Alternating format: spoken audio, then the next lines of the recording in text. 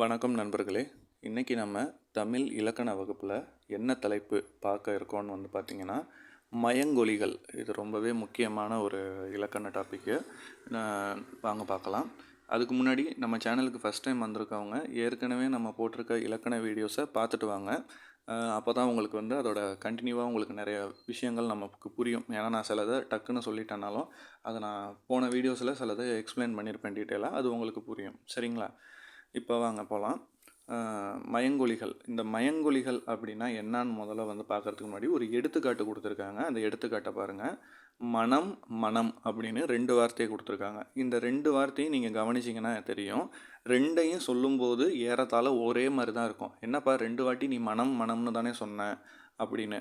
ஆனால் முதல்ல இருக்கிற மனத்தில் 3 சுழினா இருக்குது. ரெண்டாவதாக நான் சொன்ன மனத்தில் 2 சுழினா இருக்குது.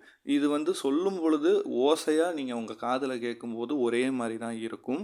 ஆனால் எழுத்துக்களில் நீங்கள் எழுதும் பொழுது, அந்த எழுத்துக்களில் வரி வடிவத்தில் நீங்கள் எழுதும் பொழுது இது ரெண்டுக்குமே ஒரு வேறுபாடு இருக்கும். சிறிய வேறுபாடு இருக்கும். ஆனால் அந்த சிறிய வேறுபாடு இருக்குது பார்த்தீங்களா, அதனுடைய அர்த்தம் பார்த்திங்கன்னா நிச்சயமாக வேறு வேறு அர்த்தத்துக்கு போயிடும். 3 சுழினா இருந்தால் வேறு, 2 சுழினா இருந்தால் அதோட அர்த்தமே வேறையாக போதுங்களா. இந்த வேறுபாடு, அந்த சொல்லும் பொழுது சிறிய வேறுபாடு இருக்குது பார்த்தீங்களா. நீங்கள் வார்த்தையாக சொல்லும் பொழுது அதை உச்சரிப்பை சரியாக சொல்லும்போது சின்ன வேறுபாடோடு சொல்லுவீங்க. அந்த வேறுபாடு சத்தத்தை தான், அந்த ஒலியைத்தான் இவங்க மயங்கொலிகள் அப்படின்னு சொல்கிறாங்க. தமிழில் மொத்தம் எத்தனை மயங்கொலிகள் இருக்குது அப்படின்னு பார்த்திங்கன்னா 8 எழுத்துக்கள் இருக்குது. இந்த மயங்கொலிகள் எழுத்துக்கள் தமிழ் மொழியில் 8 எழுத்துக்கள் இருக்குது. என்னென்னு பார்த்திங்கன்னா மொத்தம் 3 நாக்கள் தமிழில் இருக்குது. நல்லா பாருங்கள், அந்த கீழே படம் கொடுத்துருக்காங்க பாருங்கள்.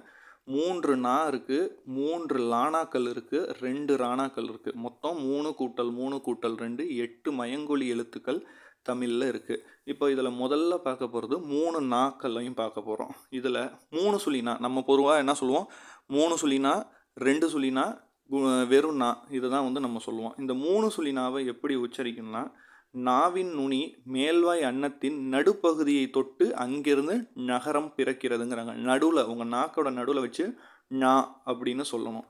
அதே 2 சுழினா அது மேல்வாயோட அன்னத்தில் முன்பகுதியிலேருந்து நீங்கள் சொன்னாலே போதும், ந அப்படின்னு சொல்லணும்.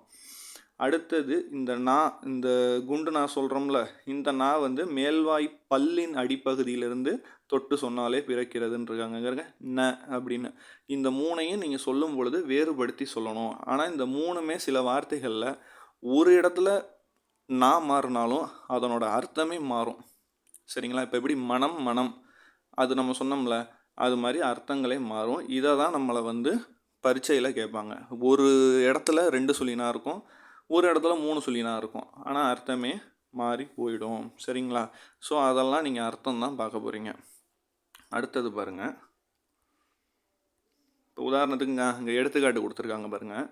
வானம் வானம் ரெண்டுமே சொல்லும்போது ஒரே மாதிரி தான் இருக்குது. ஆனால் முதல்ல சொன்ன வானத்தில் 3 சுழினாவும், ரெண்டாவது சொன்ன வானத்தில் 2 சுழினாவும் தான் இருக்குது. முதல்ல சொல்கிற வானம்ங்கிறது வெடியை சொல்லுது. இப்போ சொல்லுவோம்ல, வான வேடிக்கை விடுறோம் அப்படின்னு, அதில் சொல்கிற வான வேடிக்கைக்கு 3 சுழினா அது வெடியை குறிக்கும்.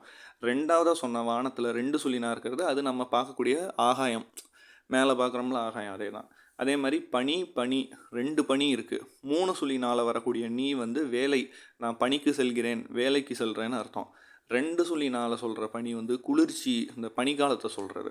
அதனால் ஒரு எழுத்து மாறினால் பொருள் கண்டிப்பாக மாறிடும். இதில் நீங்கள் கவனமாக இருக்கணும். அடுத்து 3 லாக்கள் இருக்குது. இதில் எனக்கு ரொம்ப பிடிச்சது இந்த தமிழுக்கு வரக்கூடிய சிறப்பு லா, அதுதான்.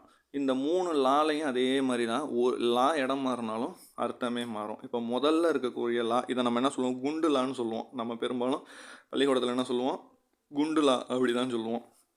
இந்த லா எங்கே பிறகுதுன்னா பல்லுக்கு அடிப்பகுதியை தொட்டு ல அப்படின்னு நம்ம சொல்கிறோம், லகரம் பிறக்கிறது.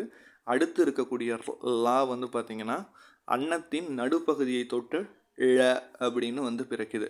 அடுத்தது சிறப்பு லகரம்னு தான் இதை நம்ம பெரும்பாலும் சொல்லுவோம். தமிழுக்கேயான சிறப்பான லகரம்னா இந்த லா தான். இது பார்த்திங்கன்னா நாவின் மேல் நுனி மேல் நோக்கி வளைந்து சொல்லணும். அழகான ஒரு வார்த்தை நம்ம மரபில், ழகரம். சரிங்களா? இது இதை இதில் மா இருப்பது போல் இருக்கிறதுனாலே இதை மகர லகரம் அப்படின்னு சொல்கிற இலக்கண மரபு இருக்குது. 3 லாக்கள் தமிழில் இருக்குது. இதுலேயுமே லா மாறுச்சுன்னா அர்த்தமே மாறும். இப்போ பாருங்கள், விலை விலை விலை 3 விலை கொடுத்துருக்காங்க. இந்த குண்டுலா வரக்கூடிய விலை அதுக்கு வந்து பொருளின் மதிப்புன்னு ஒரு அர்த்தம் இருக்குது. ஆனால் இந்த சாதாரண லா இருக்கிறது அந்த விலைங்கிறது வந்து விளைவித்தல். இப்போ வந்து நான் விளைய வச்சுட்டேன், விவசாயம் பண்ணிட்டேன்னு சொல்லுவோம்ல, உண்டாக்குதல். கடைசியாக இருக்கிற விலைங்கிறது சிறப்பு லகரம் வர்றது விருப்பம், விரும்புங்கிற விலை. சரிங்களா? அதே மாதிரி பாருங்கள், 3 இலை கொடுத்துருக்காங்க. முதல் குண்டு சுழியில் வர இலை வந்து செடியோட இலை. அடுத்த இலை என்னப்பா ஆளை இழைச்சி போயிட்டேன் அந்த இலை மெலிந்து போகுதல். கடைசி இலை வந்து நூலுக்கு வர இலை, நூல் புத்தகம் வர இலை. அடுத்து 2 ரா இருக்குது. ராவில் வந்து 3 ரா கிடையாது, 2 ரா தான். அதில் வந்து ரா பெரும்பாலும் நம்ம பயன்படுத்துகிற இந்த ரா வந்து பார்த்திங்கன்னா நாவின் நுனி வந்து பார்த்திங்கன்னா மேல்வாய் அன்னத்தை தொட்டு அதுக்கு இடையே எழுத்துக்கள் வந்து இருப்பதால் வந்து இதை வந்து ரகரம் அப்படின்னு சொல்கிறாங்க. ரா அங்கே பிறக்குது. இன்னொரு ரா வந்து மையப்பகுதியை தொட்டு அங்கேருந்து பிறக்குது அந்த ரா. சரிங்களா? ஸோ 2 ரா இருக்குது.